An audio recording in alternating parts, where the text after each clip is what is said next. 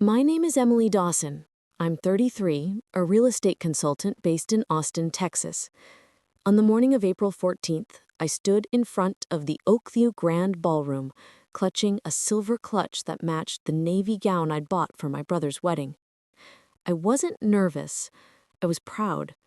I'd spent months helping Michael pull this off, booking vendors, wiring deposits, negotiating discounts, even paying for most of the reception myself. It wasn't about showing off. It was about belonging.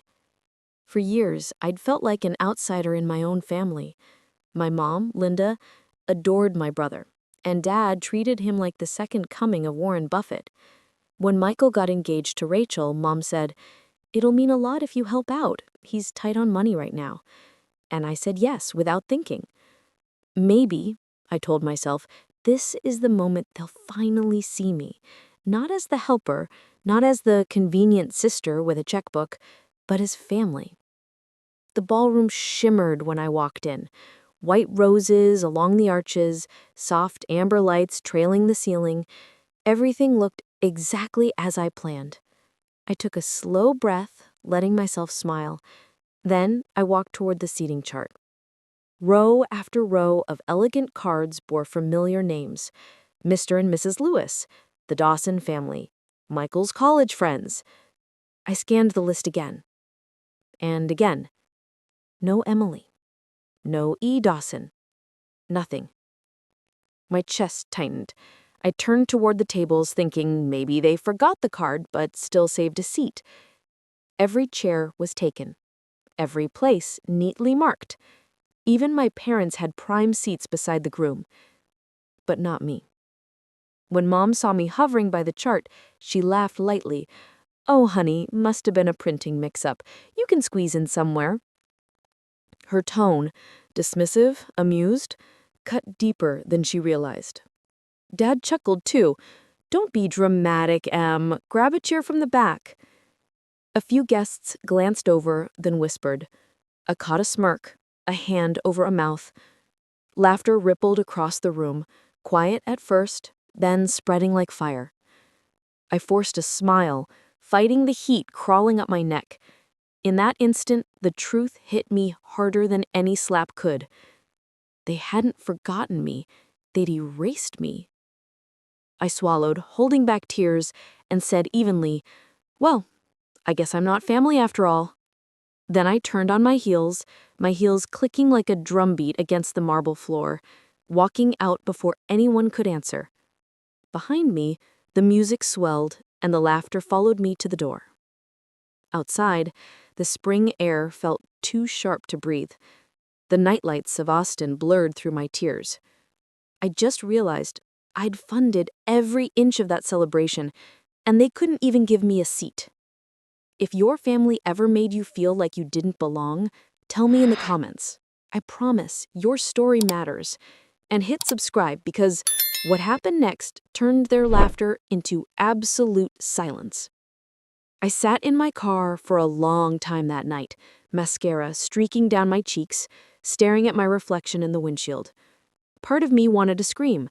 Another part wanted to disappear. But deep inside, something colder stirred, a quiet, steady fire that whispered, they wanted to erase me. Fine. Let's see who disappears first. People often ask, when did things start to go wrong with your family? And honestly, I don't know if they ever went right. Growing up in Plano, Texas, Michael and I were close. He was 3 years older, loud, funny, and fearless. He taught me how to ride my bike, how to sneak extra cookies before dinner. Back then, he called me kiddo, and I adored him for it. But as we got older, the way Mom and Dad looked at us began to change.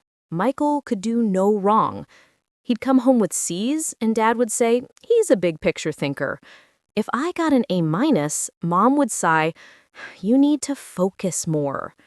At 16, Michael crashed Dad's truck into a mailbox. Mom laughed and said, boys will be boys. When I accidentally dropped her favorite mug a week later, she said, you're so careless sometimes, Emily. By the time I left for college, I'd already learned my place. The responsible one, the one who doesn't need praise, the one who's expected to show up but never be celebrated. I still called home every Sunday. Mom would talk for an hour about Michael's latest business idea. When I told her I'd landed an internship with a real estate firm in Dallas, she said, "That's nice, dear. Anyway, Michael's thinking of starting a podcast." At first, it didn't bother me. I told myself they were just proud parents. But after a while, their indifference started to chip away at something deep inside me, that quiet hope that maybe one day they'd see me too. When Dad got sick my junior year, I drove home every weekend, juggling 2 part-time jobs just to help with bills. Michael came by once, dropped off flowers, then left for a networking trip. Mom gushed over how thoughtful he was. I said nothing. I just kept paying hospital invoices. By the time I graduated, I was numb to their patterns. Still, I sent them invitations, hoping they'd come. They didn't. Mom said the drive was too much. But that same weekend, I saw photos online of them smiling at Michael's barbecue 2 hours away. After that, I stopped expecting anything. Instead, I built my own life. I started small, selling fixer-uppers in Austin. I worked late, studied harder, and saved every penny I could get. In 5 years, I owned my own agency. Dawson Properties was on the front of a glass office downtown. When the Austin Business Journal named me one of the city's top 40 under 40, I mailed my parents a copy. Mom called the next day not to congratulate me, but to ask if I could help Michael with the down payment for a new condo. I sent the check. You see, when it's your family, you keep telling yourself it'll change. You keep hoping the next thing you do will finally be enough. Enough for them to see you, enough for them to love you the way you love them. That's why when Michael got engaged, I didn't hesitate. He said, "Em, I know weddings are expensive, but Mom said you're doing well." I laughed and told him, "I'll help however I can." It wasn't about the money. It was about belonging, about finally being part of something, not standing outside looking in. When Mom called later, her voice was softer than usual. "It means a lot that you're helping your brother. You've always been so dependable." That word stung. It sounded like praise, but it wasn't. It meant safe, convenient, predictable. Still, I agreed to handle the venue and decor. I spent evenings on Pinterest boards, comparing floral arches, lighting arrangements, and color palettes. Every decision, every invoice, every transfer I made, it all came from love. Sometimes late at night, I'd look at the budget spreadsheet glowing on my laptop and whisper, "This time it'll be different." I imagined Mom smiling at me, Dad patting my shoulder, and Michael saying, "Thanks, sis." But that moment never came. Every time I asked about the plans, Mom brushed me off. "Oh, Rachel has great taste. She's handling the details." When I mentioned costs, Dad said, "You can afford it, can't you?" And when I texted Michael a photo of the blush peonies I'd ordered, he replied, "Sure, whatever Rachel wants." That was the last message I got from him before the wedding day. I didn't realize it then, but all those small dismissals, the ignored messages, the quiet assumptions, they were leading me to that night at the ballroom, the night I walked into the place I paid for and discovered there wasn't a single seat left for me. After that night, I couldn't sleep. Every time I closed my eyes, I saw it again. The laughter, the glances, the empty seat that should have been mine. The next morning, I woke up to 50 new photos on social media. Michael and Rachel glowing under chandeliers, Mom and Dad posing proudly between floral arches. The same arches I'd chosen, the same lights I'd paid for. They all looked so perfect, so complete, and I wasn't in a single photo. At first, I thought maybe it was an oversight. Maybe someone would text, "Sorry, Emily, we didn't mean for it to happen like that." But hours passed, then days. Silence. Then came the final insult. Mom posted on Facebook, Couldn't be prouder of our son and his beautiful bride. What a perfect night for our family. Underneath, friends commented, "Everything looked stunning, Linda. Who planned it?" And Mom replied, "Oh, Rachel and Michael took care of every detail." I stared at the screen until my hands shook. Every dollar, every hour I'd spent, erased with one comment. It wasn't a misunderstanding anymore. It was deliberate. I called Mom. My voice cracked, but stayed steady enough to say, "Why would you write that? You know I planned everything." She sighed, as if I were a child whining about chores. "Oh, Emily, don't make a scene. It's just Facebook. Everyone knows you helped." Everyone? No one knew. No one ever knew. I hung up without saying goodbye. That's when something inside me shifted. I wasn't just hurt anymore. I was angry. Bone-deep, cold anger that doesn't explode but burns slow, like coals under skin. I spent the next few days replaying every memory I'd ignored. The birthday dinners where Michael got cake and speeches while mine were too busy this year. The family group chats where I offered to help and got left on read. The constant expectation that I'd fix things, fund things, and never complain. And I finally saw it clearly. They didn't love me for who I was. They loved me for what I could provide. The realization was brutal, but it also brought a strange calm. That calm cracked again a week later when I got a call from the bank. "Ms. Dawson, we just need to confirm a recent wire transfer from your business account, $70,000 to Dawson Realty Holdings." I froze. "I never made that transfer." The rep hesitated. "It was authorized with your digital signature." My throat dried. "When?" "The day before your brother's wedding." I hung up, my mind spinning. I logged into my account, and there it was, a transaction record, clean and professional, exactly like something I would have done, except I hadn't. I called my accountant and friend, David Chen, and asked him to meet. An hour later, he sat across from me at a coffee shop, his laptop open, eyes wide. "Emily, someone accessed your system from your parents' Wi-Fi." He turned the screen toward me, a log of IP addresses, emails, timestamps. One of them was registered under Michael's business email. My pulse pounded in my ears. "Can you trace where the money went?" He nodded grimly. "To an account under your brother's LLC, and a joint payment with your parents' signature as guarantors." I couldn't speak. The air left my lungs. All the years I'd bailed them out, paid their bills, funded their dreams, and now they'd taken from me outright. David looked at me carefully. "You want me to call the authorities?" I shook my head. "Not yet. Not like this." Because the rage wasn't about the money.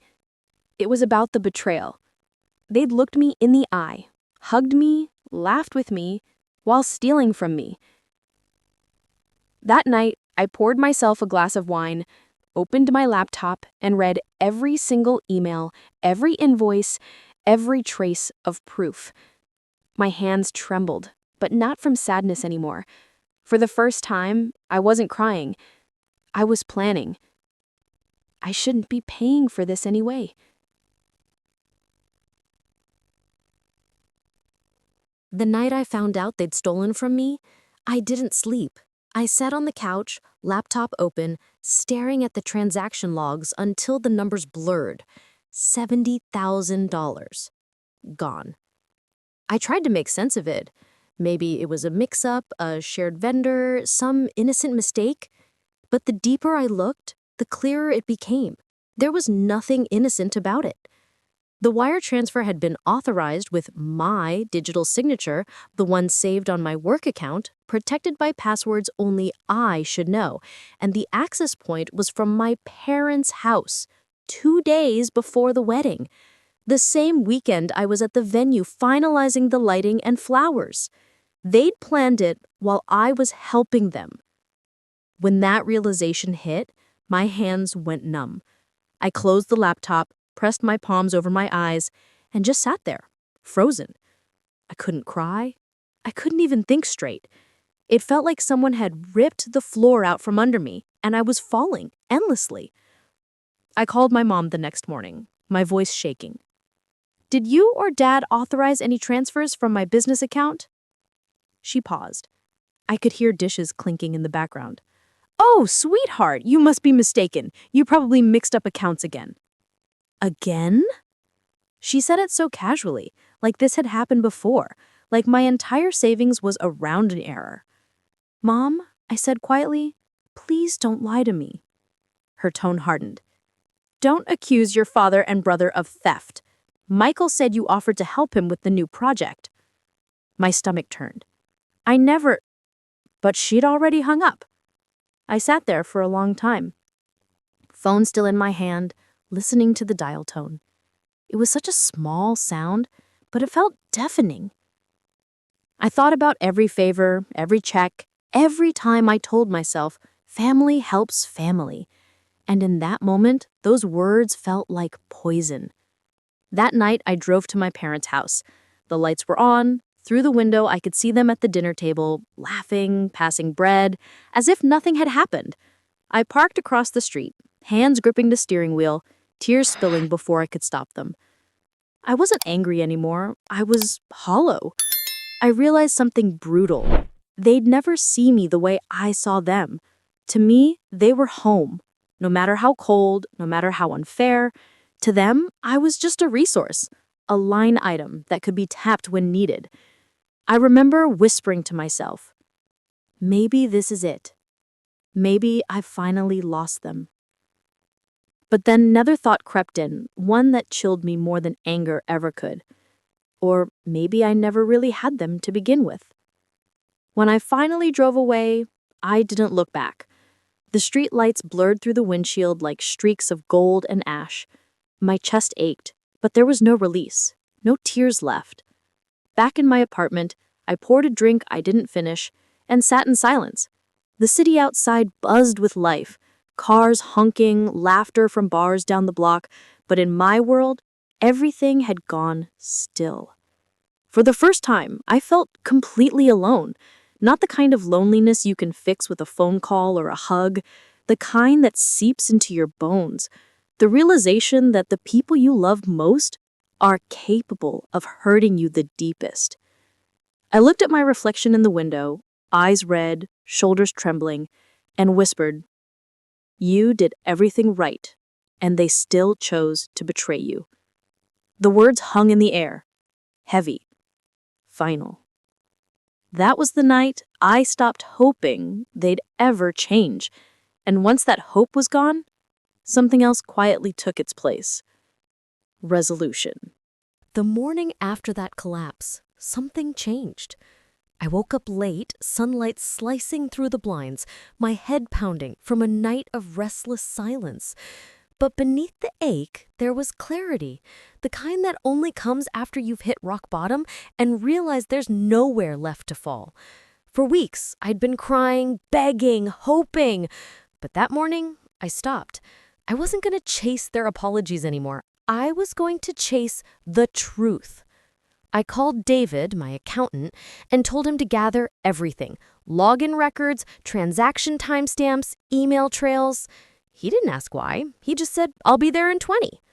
When he arrived, we spread papers across my kitchen table like a crime scene. Every line item, every file, all pointing back to them. Michael's company email, Dad's digital authorization, Mom's signature on a witness line that didn't exist. David leaned back, eyes dark. "This isn't sloppy, Emily. It's coordinated." I nodded slowly. They thought I'd never check. They thought I'd just trust them. He hesitated. "You want to press charges?" I stared out the window, the skyline of Austin gleaming gold in the distance. "No," I said quietly. "Not yet. I want them to understand first. Because this wasn't about revenge. Not exactly. It was about taking back the narrative they'd stolen from me." That weekend, I drove to their house again, I didn't knock this time. Mom opened the door, startled, her apron still dusted with flour. "Emily!" I stepped inside. "Where's Dad?" "He's in the kitchen, sweetheart. We didn't expect—" "Good. Then this will be a surprise." Dad walked in, still wearing his glasses from reading. Michael followed, his expression already defensive. I opened the folder. Bank statements, email screenshots, a notarized report from David. Michael's face went pale. "You wouldn't—" I cut him off. "You forged my signature. You took $70,000 from my business account. You lied to my face." Mom's hand flew to her mouth. "Emily, honey, please." "Don't," I said sharply. "Don't call me honey." For a moment, no one spoke. The kitchen clock ticked, slicing the silence. Then finally Dad said, "Families share, Emily. You're doing fine. He just needed help." The calm in my voice scared even me. Help is something you ask for, not something you steal. Michael's jaw clenched. "We were going to pay you back." "With what? More lies?" His silence was my answer. I gathered the papers, stacked them neatly, and looked each of them in the eye. "You've spent years pretending I'm the ungrateful one, the selfish one, but now everyone will see who you really are." Mom's voice trembled. "You're not serious? You'd destroy your own family?" I took a step closer. "No, Mom, you already did." And then I walked out. The air outside was crisp, almost cleansing. For the first time in my life, I didn't cry after confronting them. I didn't second-guess myself. I didn't feel guilty. As I drove home, the Austin skyline rose ahead, a reminder of everything I'd built without them. They'd taken my money, but they'd given me something back. Clarity.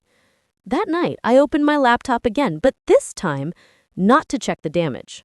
I started documenting everything, every date, every message, every signature. It wasn't paranoia anymore. It was preparation. Because I knew they wouldn't stop here. They never did. And when they tried to bury me again, I was going to be the one holding the shovel. A month later, I got an email from a local business forum. Dawson Realty Holdings to announce major expansion. Press conference next Thursday. Michael was headlining it.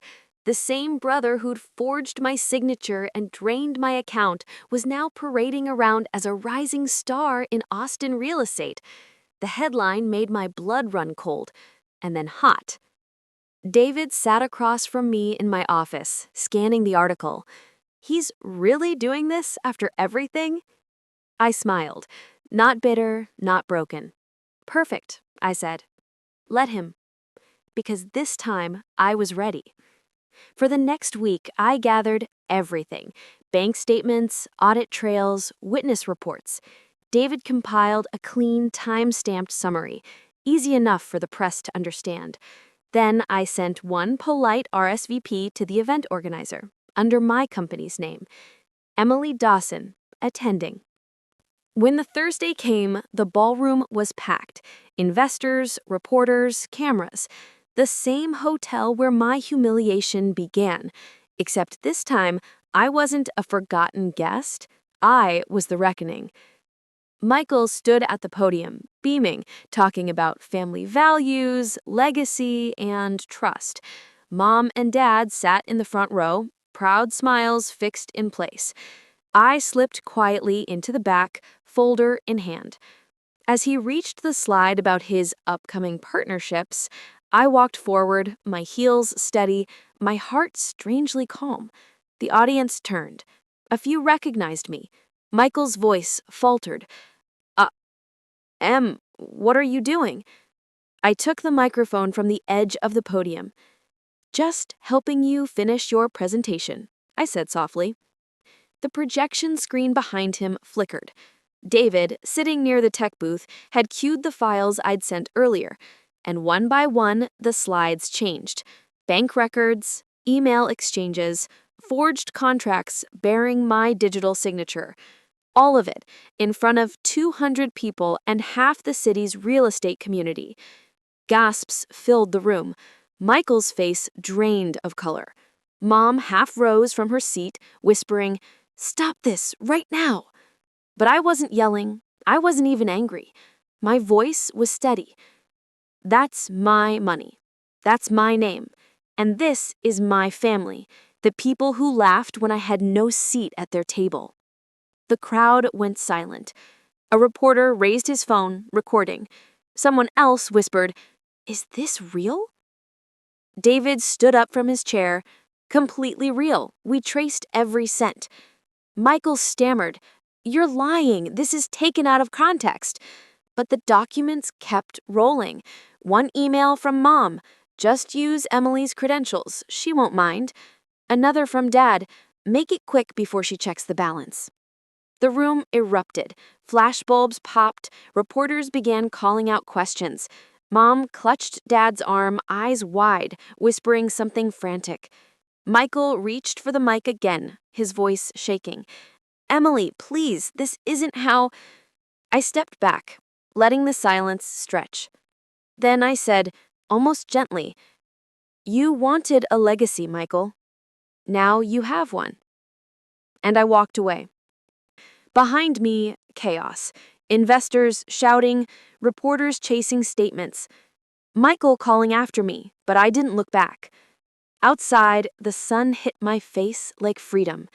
David caught up to me, out of breath. "That was necessary," I said. That evening, news spread across every local outlet. Austin developer accused of forgery and embezzlement. The footage of the confrontation hit YouTube, then TikTok, then the front page of the Austin Tribune. Within days, Michael's company collapsed. His investors withdrew. Mom and Dad tried to call. I didn't answer. David texted, "You did it." But I didn't feel triumphant. I felt clean. The justice wasn't in destroying them. It was in reclaiming myself, my name, my dignity, my story. For years, they'd written me out of every photo, every memory, every narrative that mattered. Now the truth had written me back in, not as the invisible daughter, but as the one who finally said enough. That night, as I watched the city lights flicker across the river, I thought about the girl who once begged for a seat at her family's table. And for the first time, I didn't need one anymore. It's been a year since that day at the ballroom. Sometimes I still wake up wondering if it really happened, if I really stood there, under those lights, and finally told the truth after a lifetime of silence. My family doesn't call anymore. Mom sent a single message a few months after the scandal broke. "You've destroyed us, Emily." I read it once, then deleted it. I didn't destroy them. They destroyed the illusion I'd spent my whole life trying to believe in. Michael was charged with fraud but took a plea deal. He's on probation now, trying to rebuild a smaller business somewhere outside Austin. Mom and Dad sold their house and moved to a quieter neighborhood in Round Rock. I hear through mutual acquaintances that they keep to themselves. People whisper when they see them at the grocery store. I thought I'd feel satisfaction, but what I felt was peace. Because justice isn't always loud. Sometimes it's the silence after the storm, the moment you finally stop explaining yourself to people who never wanted to understand you. In the months that followed, I focused on my firm, Harper and Dawson Real Estate. Yes, I kept the family name. Not as a tribute to them, but as a reminder of what I overcame. Business is thriving again. David became my partner officially, and my friend long before that title. We've expanded to 3 new offices and launched workshops for young professionals, especially women, teaching financial boundaries and self-worth. I started mentoring interns. In one of them, a girl named Lydia once said to me, "I wish my family believed in me the way yours must have." I smiled at her, then paused, and I told her the truth. They didn't, but I learned to believe in myself enough for all of us. That's the part people never tell you. Healing isn't a single moment.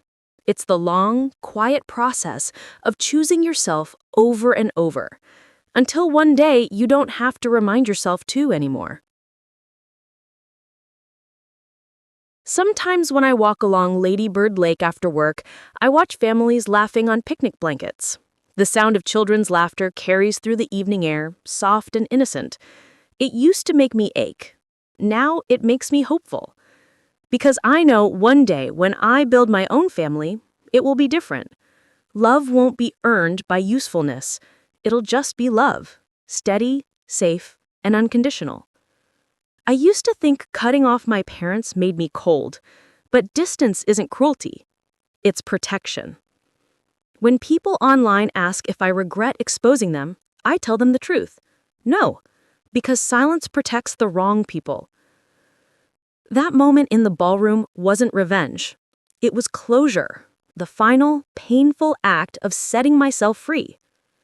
And if you've ever been where I was, sitting in your car after another family gathering where no one noticed you, where your worth was measured in what you gave, not who you are, please hear me when I say this. You're not invisible. You're not too much. You're not unlovable. Some people will only ever see you as what you can do for them. That's their limitation, not your failure. The hardest part isn't letting them go. It's forgiving yourself for holding on so long. Now when I walk into rooms, whether it's a board meeting, a seminar, or a dinner, I no longer look for a seat. I bring my own chair. And if there's no space, I make one. Because belonging isn't about being invited. It's about knowing you deserve to be there, with or without their permission. So if you're watching this and your family ever made you feel like you didn't belong, remember this. Sometimes walking away isn't losing family. It's finding yourself. And if my story reminded you of your own, drop a comment below. Tell me what family means to you now. Because your story matters. And maybe, just maybe, someone else who feels unseen tonight will hear it and finally believe they deserve peace too.